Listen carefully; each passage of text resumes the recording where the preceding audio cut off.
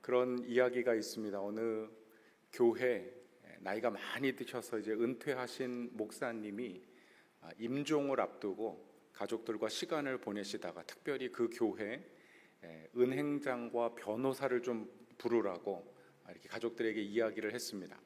소식을 듣고 달려온 은행장과 이 변호사가 굉장히 감격스러웠습니다. 교회 성도들이 많이 있는데 특별히 자기 둘을 불러주신 것이 참 감사해서 집에 도착해서 가족들의 안내를 받아서 목사님 좌편과 우편에 손을 꼭 잡고 이렇게 목사님의 마지막 임종을 지키고 있었습니다.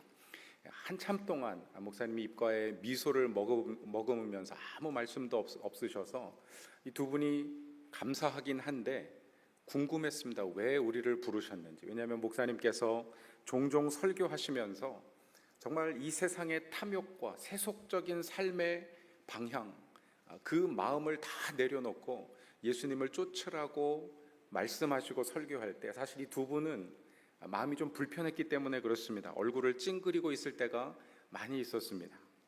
결국은 은행장이 참지 못하고 목사님께 여쭙습니다. 목사님, 교회 성도들도 많이 있는데 왜 굳이 우리 둘을 부르셔서 마지막 목사님이 임종하는 병상에 이렇게 초청하셨습니까? 이렇게 물었더니 목사님께서 가쁜 숨을 몰아쉬시면서 이렇게 대답했다고 합니다.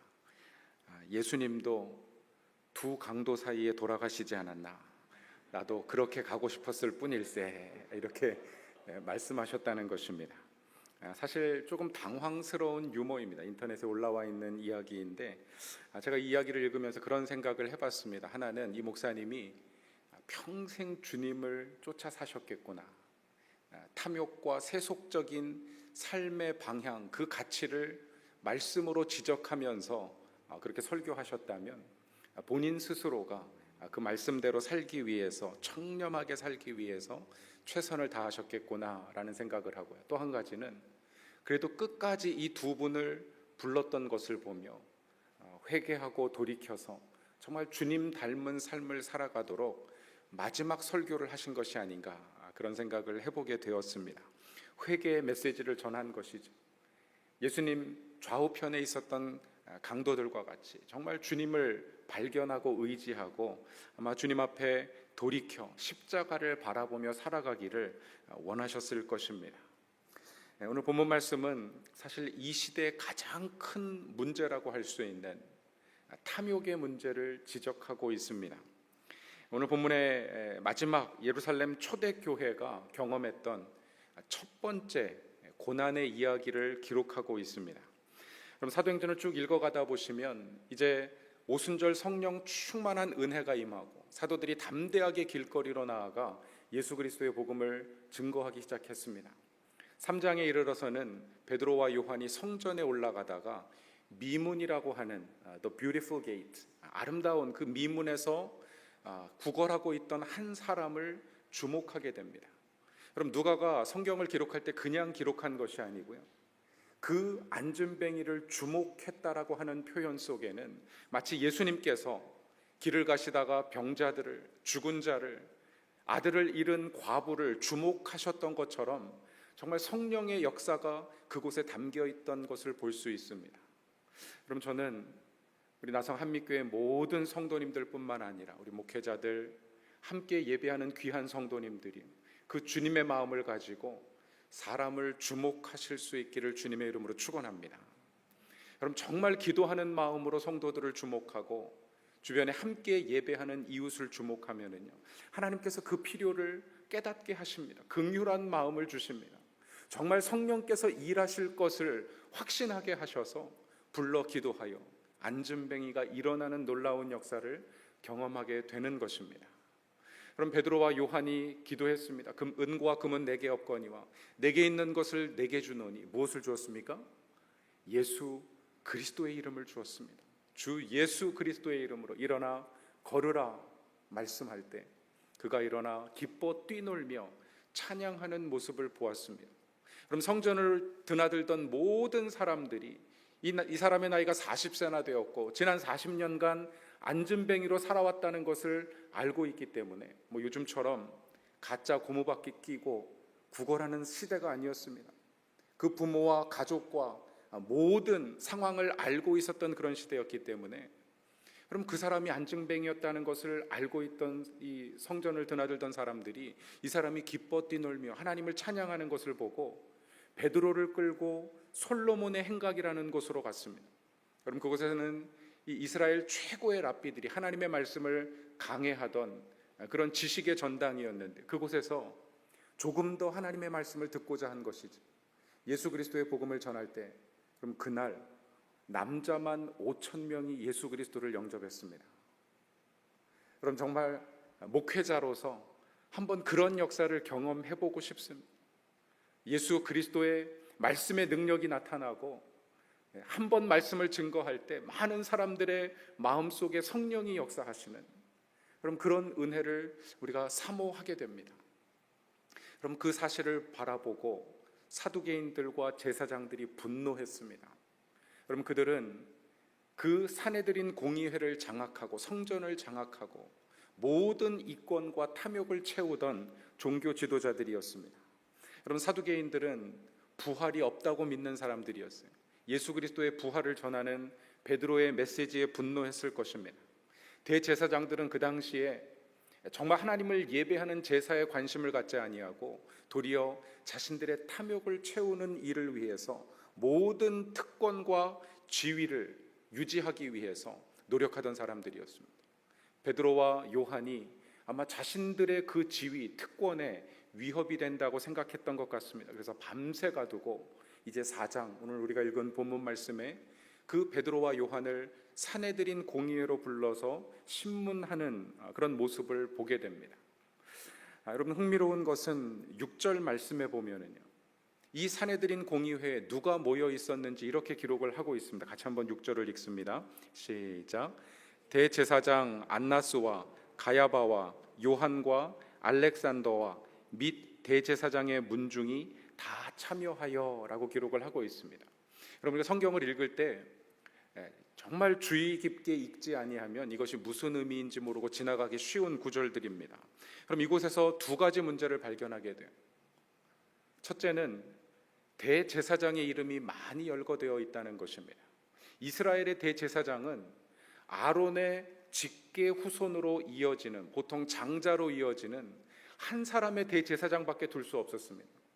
대제사장이 죽기까지 도피성을 운영하다가 도피성에 그 숨어있던 비의도적인 실수로 인해서 살인을 저지른 범죄자들은요, 대제사장이 죽는 해에 사면받게 되어 있는 것이 이스라엘의 어떤 제사장 제도였습니다.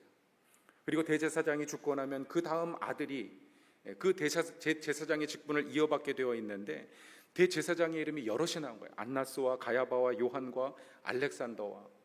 또 하나의 문제점은, 그럼 이 사내들인 공의회에는 선택받은 대제사장과 사두개인들과 서기관들이 모이게 되어 있었습니다. 그런데 보니까 대제사장의 문중들이 다 참여했다는 것입니다. 그럼 이 두 가지 문제를 우리가 주목하고 보아야 합니다. 그럼 그 당시에, 예수님 당시에 대제사장이 누구였는가? 마태복음 26장 57절에 보면 이렇게 기록합니다. 예수를 잡은 자들이 그를 끌고 대제사장, 누구에게 갔습니까? 가야바에게 갔습니다. 가야바가 그 당시에 대제사장이었습니다. 그럼 예수님을 잡아 죽인 대제사장이 바로 가야바였습니다. 모든 음모의 중심에 서 있던 사람이었습니다. 그런데 요한복음에 보면 18장 13절에 이렇게 기록하고 있습니다. 먼저 안나스에게로 끌고 가니 안나스는 그 해의 대제사장인 가야바의 장인이라, 이렇게 이야기를 하고 있습니다. 여러분, 안나스는 대제사장이 아니라 대제사장인 가야바의 장인이었습니다. 그런데 오늘 본문에 읽은 말씀에 보면 대제사장 안나스와 안나스의 이름을 가장 먼저 기록하고 있어요. 그럼 역사를 조금 찾아보니까 원래 주후 6년에서 15년까지 대제사장은 안나스였습니다. 그러니까 예수님이 공생애를 시작하시기 이전이었죠. 여러분, 안나스는 대제사장으로서 많은 부패와 부정을 저질렀던 사람이에요. 그럼 유대인 지도자들로부터도 버림받았을 뿐만 아니라 그 당시에 총독이었던 발레리우스 그라투스라고 하는 이 로마 제국의 총독이 안나스를 폐위시킬 정도로 그는 부정한 사람이었습니다. 그럼 이스라엘의 제사장은, 대제사장은 특별히 그럼 어떤 정치 권력이나 제도로 의해서 물러나게 할 수 있는 그런 제도가 아니었어요. 이건 평생 하나님이 세우신 그런 종이었습니다. 그런데 너무나 부패하고 정말 세상 사람들이 보나 유대인들이 보나 제사장으로서의 어떤 기능을 감당할 수 없었기 때문에 그를 폐위시킨 것입니다. 그런데 그럼 역사적인 기록에 의하면 그 안나스가 뇌물을 써가지고요, 자기 사위였던 가야바를 대제사장으로 앉힌 것입니다. 이거 자체도 성경과는 위배되는 사실이에요. 대제사장은 대제사장의 아들만이 계승할 수 있는데 사위를 세운 것입니다. 그럼 왜냐하면 대제사장의 아들들, 그 당시에 안나스의 아들들이 아직 대제사장이 될 수 있는 성인 20세가 되지 못했기 때문에 그럼 그가 편법을 사용한 것이죠. 그렇게 21년 동안 가야바가 대제사장의 직분을 유지하면서 모든 이권과 특권을 누리고 있었습니다. 그런데 오늘 본문 말씀에 보면 대제사장을 안나스라는 인물을 제일 앞에 두고 있어요. 그럼 그가 막후에서 그 가문 대제사장 문중의 모든 유익을 조정하기 위해서 그가 막후에 대제사장 역할을 했다는 것입니다. 그럼 베드로와 요한을 신문하는 데 있어서 산헤드린 공의회 어떤 회원들만 온 것이 아니라 그들이 자신의 위협에, 어떤 특권의 위협이 되는 가야바를 중심으로 한 모든 대제사장의 문중이 찾아왔다는 것입니다. 그럼 역사가인 요세푸스가 이 안나스라고 하는 인물에 대해서 이렇게 이야기합니다. 제가 인용해서 읽겠습니다. 그는 상당한 재력을 가진 대제사장으로, 그럼 이거 자체가 문제죠. 그럼 대제사장은 재력을 가져야 할 인물이 아닙니다. 자신의 뒤를 이어서 5 아들에게 대제사장직을 세습함으로 장기간 대제사장으로서의 영향력을 행사해왔다. 이런 일은 다른 어떤 대제사장에게서도 찾아볼 수 없는 일이었다. 그럼 역사가가 유대 역사를 기록하면서 그 대제사장에 대해서 이렇게 기록을 하고 있습니다. 여러분, 안나스는 부와 권력에 굶주린 사람이었습니다. 가야바와 자신의 5 아들에게 대제사장의 직분을 세습하면서 당시 산헤드린 공의회를 장악하고 절대 권력을 휘두르던 그런 사람이었습니다. 그럼 율법에 따라서 장자에게 계승되는 대제사장직을요, 사위에게, 그것도 대제사장이 죽어야 다음 대제사장을 세울 수 있었음에도 불구하고 5 아들에게 순차적으로 계승함으로 모든 특권을 누리려고 했던 것입니다.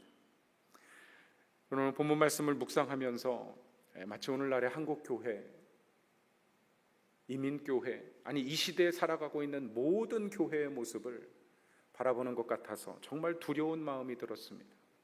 그럼 우리 안에 살아있는 안나스와 가야바는 있지 않은지, 여러분, 그들은 자기 이름을 지키기 위해서 사도들을 대적하고 예수 그리스도를 부인하고 그럼 하나님의 거룩한 성전을 온갖 탐욕으로 물들였던 그런 인물이었습니다. 여러분, 우리 자신은 그 안나스와 가야바로부터 자유한지 다시 한번 돌아보고, 여러분, 우리 자신을 정말 예수 그리스도의 보혈로 깨끗게 하는 그런 믿음의 길을 걸어가실 수 있기를 주님의 이름으로 간절히 축원합니다. 여러분, 이 안나스와 가야바가 베드로를 신문한 내용이 더 황당합니다. 왜냐하면 여러분, 사두개인들이 분명히 그 산헤드린 공의회에 모여 있었을 것인데, 여러분, 그들이 그 베드로와 요한을 옥에 가둔 이유가 무엇이냐면 바로 예수 그리스도의 부활을 전했기 때문입니다. 그들은 부활이 없다고 믿었기 때문에. 그렇다면 그 신문의 핵심은 과연 예수 그리스도의 부활을 전한 이유가 무엇인가? 그런 질문을 던졌어야 되는데 오히려 아주 예기치 못한 질문을 던지고 있습니다. 우리 7절 말씀을 같이 한번 읽겠습니다. 7절 말씀 시작. 사도들을 가운데 세우고 묻되 너희가 무슨 권세와 누구의 이름으로 이 일을 행하였느냐? 무슨 권세와 누구의 이름으로 이 일을 행하였느냐? 그것이 이 산헤드린 공의회가 베드로와 요한에게 던진 질문이었습니다. 단 하나의 질문이었습니다. 그럼 물론 어떤 사람들은 아마 대제사장들이 이런 기적은 하나님의 이름으로 행해야 되는데 그 하나님의 이름을 보호하고 수호하기 위해서 안나스와 가야바가 이런 질문을 던졌다고 생각을 합니다.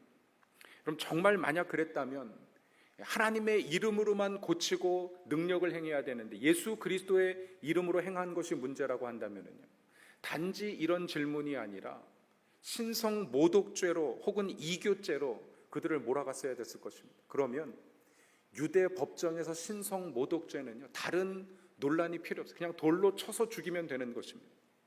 그런데 이들이 뭐라고 질문합니까? 무슨 권세와 누구의 이름으로 이 일을 행하느냐? 여러분, 안나스와 가야바는 평생 자기 이름을 드러내기 위해서 권력을 행사하던 사람들이었습니다. 그래서 자기 아들들을 어떤 대제사장의 직분에 그 위치에 앉히기 위해서 뇌물을 쓰고 온갖 술수를 가리지 않았던 그런 인물입니다. 그럼 그들은 하나님의 이름과 권세를 유지하기 위해서가 아니라 자기 이름과 권세에 위협이 되는 베드로와 요한을 많은 사람들이 인정하고 예수 그리스도를 영접한 수천 명의 사람들이 하루아침에 나타난 것을 보고 자기의 이름과 특권에 위협이 된다고 생각하고 그들을 신문하고 있는 것입니다. 그럼 제가 예전에 섬겼던 한 교회에서 교회 재직회 아주 좀 시끄러운 일들이 있었습니다. 한 장로님이 일어나서 교회를 위해서 막 이런저런 이야기를 하시는데 옆에 있는 다른 한 분이 장로님 제발 교회를 위해서 그런 말씀하지 마세요. 그런 이야기를 하시는 거예요. 장로님들이 계속 이제 그 이야기하시면 딱 한 분이었는데요. 그러니까 얘기할 때마다 내가 교회를 위해서 이러지 다른 거 위해서 그래 교회를 위해서 그런다. 그럼 그분이 뭐 교회 오랜 멤버시고 정말 교회를 사랑하시는 분인데 옆에 있는 한 분이 장로님 제발 교회를 위해서 그렇게 하지 마세요. 그래서 교인들이 떠나고 교회가 지역사회에 지탄받고 있습니다. 어려워지고 있습니다. 교회를 위해서 그렇게 하지 마세요. 그럼 그 이야기가 굉장히 충격이 되었어요. 모든 재직회 성도들이 정말 다시 생각하게 되었습니다. 이 정말 교회를 위한 것인가? 아니면 우리 자신을 위한 것인가? 자존심을 위한 것이고 체면을 위한 것이고 내 유익을 위한 것인가? 그럼 그 계기가 돼가지고 굉장한 회개가 일어났습니다. 제가 그 잊을 수 없는 재직회였는데 목사님도 자기 자신을 내려놓으시고 우리가 함께 교회를 위해서 한다는 이야기하지만 주님을 위해서 정말 주님이 원하시는 것입니다. 복음을 위해서 우리가 다시 한번 생각하고 다시 한번 결정합시다. 그렇게 기도했던 기억이 있습니다. 그럼 오늘 본문의 저자인 누가는 자기 자신의 이름을 수호하기 위해서 자기가 누리던 권세와 특권을 유지하기 위해서 노력하고 있던 안나스와 가야바를 베드로와 요한과 대비시키고 있습니다. 오직 예수 그리스도의 이름을 위해서 핍박받기를 수모와 수치당하기를 주저하지 않았던 베드로와 요한을 대비시키고 있는 것입니다. 사랑하는 성도 여러분, 여러분은 무엇을 위해서 살고 계십니까? 혹 우리 자신이 내 이름을 위해서, 내 체면을 위해서, 나의 안정과 평안을 위해서 살아가고 있습니까? 아니면 정말 주님께서 우리를 부르신 대로 예수 그리스도를 위해서, 그 이름을 위하여 살아가고 있습니까? 그럼 무엇을 위해서 사업하고 있습니까? 내 자신을 위해서입니까? 아니면 주님을 위해서입니까? 그럼 무엇을 위해서 우리 자녀들을 양육하고 있습니까? 내 노년의 평안을 위해서, 자녀들의 성공을 위해서, 아니면 주님을 위해서 우리의 자녀들을 키우고 있습니까? 그럼 저는 선교사로 캄보디아에서 살았는데요. 그럼 선교사로 살면서도 가장 영적인 삶을 살 수 있는 길이라고 생각했는데 가장 세속적일 수도 있겠다는 생각을 했습니다. 그럼 선교사로서도 자기 재산을 모으고 자기 명성을 위해서 살아갈 수 있어요. 예수님을 위해서 예수님의 이름을 팔아먹지만 여러분 정작 그 뒤에서 자기 탐욕을 살아갈 수 있는 것은 여러분 선교사, 목사 타이틀을 떠나서 모든 사람들이 경험하고 씨름해야 될 문제라는 사실을 깨달았습니다. 여러분 목사로도 마찬가지입니다. 제가 목회자로 동부에서 교회를 섬기면서 내 이름과 내 권세를 위해서 살고 있지 않은지 늘 긴장감을 늦출 수가 없습니다. 좀 수시때때로 사단이 공격하기 때문에 그렇습니다. 선교학자로 살면서 여러 편의 논문을 발표하고 매년 몇 편씩 논문을 발표하면서 제가 어느 날 깜짝 놀란 적이 있어요. 선교학 저널에 논문을 제출해 놓고 아직 논문이 게재되기로 결정됐다는 결과도 못 받았는데 제가 이미 제 이력서에다가 한 줄 써놨더라고요. 뒤에다가 괄호 열고 in progress, 진행 중이다. 근데 이력서에 넣고 싶은 거예요. 제가 그 이력서를 보고 깜짝 놀랐습니다. 이게 뭘까? 내 마음에 지금 어떤 일이 일어나고 있는 것인가? 여러분, 우리 자신을 늘 돌아보지 않으면 정말 한순간에 사단이 걸고 넘어지면 예수님 이름을 빙자해서 우리 자신의 이름을, 우리 자신의 체면을, 우리 자신의 유익을 구할 수밖에 없다는 사실을 우리가 늘 인정하고 경계하고, 여러분, 주의 이름을 위해서 살아가실 수 있기를 간절히 축원합니다. 아마 목사님 이야기를 들으니까 여러분들도 영상을 다 보셨다고 이야기를 들었는데, KBS에서 수년 전에 교회 오빠라고 하는 다큐멘터리가 상영이 되었습니다. 이관희 집사님이라고 하는 분의 이야기죠. 여러분, 공영방송에서 교회 오빠라고 하는 타이틀로 방송을 한다는 것 자체가 기적이에요. 그럼 교회 오빠가 교회에서 인정받는 믿음 좋은 모든 자매들이 좋아하는 그런 오빠를 교회 오빠라고 이야기하는데, 이 자리에 계신 모든 남성분들이 교회 오빠 되시기를 주님의 이름으로 축원합니다. 여성분들은 교회 언니, 누나 되시기를 축복합니다. 공인된 정말 모든 사람들이 사랑하는 그런 사람이라는 이야기이죠. 그럼 키도 크고 기타도 치고 뭐 그런 어떤 조건들이 있는데, 이 이관희 집사님이라고 하는 분이 2012년에 34세 아내 오은주 집사님과 결혼해서 이제 맏딸 소연이라고 하는 어린 딸을 얻게 되었습니다. 3년 만에. 근데 그 딸을 얻고 한 달 만에 복통으로 병원에 갔다가 청천벽력 같은 소식을 듣게 되죠. 대장암 4기 진단을 받은 것입니다. 몇 개월 뒤에는 어머님이 아들이 대장암 4기 진단을 받았다는 소식을 듣고 괴로워하시다가 극단적인 선택을 해서 돌아가시게 돼요. 그럼 이관희 집사님이 자기 자신의 질병보다 정말 이해할 수 없는 일들이 계속해서 일어나는 것을 보고 너무나 고통스러웠습니다. 그럼 인터뷰에서 그렇게 이야기하시더라고요. 그때 제 마음 가운데 정말 어머님의 죽음 앞에서 성령님이 일하시기 시작했습니다. 사랑하는 어머님의 죽음 앞에 비교할 수 없는 깊이로 깊이 애통하시며 가슴 찢고 계시는, 울고 계시는 주님의 마음이 제게 전해졌습니다. 저의 어머니를 품에 안고 눈물 짓고 계시는 주님의 모습에 제 눈에 눈물을 멈출 수 없었습니다. 그렇게 위로받았음을 고백했는데 그 위로도 잠시, 5개월 뒤에는 자기 아내 오은주 집사님이 림프암, 혈액암 진단을 받고 같이 투병을 시작하게 되었습니다. 아기가 2살 때 일이었습니다. 여러분, 이 두 분이 간절히 기도했던 것이요, 살려달라고 기도하지 않았더라고요. 영상에서 뭐라고 기도하냐면, 이 병이 떠나기를 기도하기보다 주님, 우리가 주님 떠나지 않게 도와주십시오. 이 질병 때문에 주님 떠나지 않도록 도와주십시오. 하나님, 이 질병 때문에 예수 믿는 그리스도인으로서 예수님의 이름에